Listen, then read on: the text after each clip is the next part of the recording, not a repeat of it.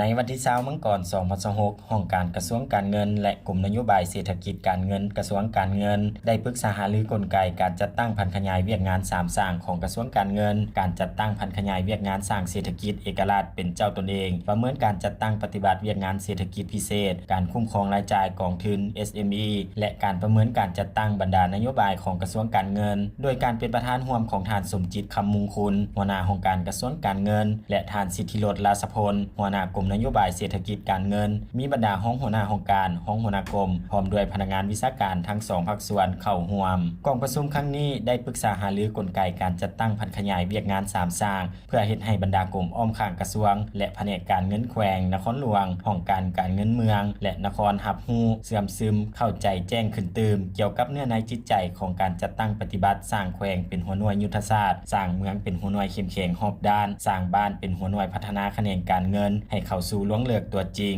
ตามทิศทางสร้างเศรษฐกิจเอกราชเป็นเจ้าตนเองสอจกำหนดแขวงจุดสูงเวียกงาน3สร้างของแขนงการเงินเพื่อสร้างความเข้มแข็งด้านเศรษฐกิจการเงินให้แก่ท้องถิ่นกำหนดเนื้อในเป็นตัวชี้วัดในการประเมินการสรุปรายงานการจัดตั้งปฏิบัติเวียกงาน3สร้างของแขนงการเงินตามทิศชี้นำสร้างแขวงเป็นหัวหน่วยยุทธศาสตร์สร้างเมืองเป็นหัวหน่วยเข้มแข็งรอบด้านสร้างบ้านเป็นหัวหน่วยพัฒนารอบด้านแขนงการเงินให้เป็นรูปธรรมและกำหนดกลไกการพัวพันประสานงานและความรับผิดชอบของแขนงการเงินขั้นศูนย์กลางและท้องถิ่นในการจัดตั้งพันขยายนโยบาย3สร้างพร้อมเดียวกันนี้กองประชุมได้พร้อมกันค้นคว้าเกี่ยวกับการประเมินผลกระทบทางนโยบายการเงินนโยบายเขตเศรษฐกิจพิเศษและนโยบายในของเขตอื่นๆนอกจากนี้ยังได้ปรึกษาหารือเกี่ยวกับมาตรฐานตัวชี้วัดในการประเมินกลุ่มเวียกแผนการสถิติเวียกคุ้มครองเก็บรายรับเวียกคุ้มครองรายจ่ายเวียกนโยบายเศรษฐกิจการเงินและนิติกรรมเวียกงานหันเป็นทันสมัยเวียกจัดตั้งเวียกกวดกาและกลุ่มเวียกประเมินผลและการจัดซื้อจัดจ้าง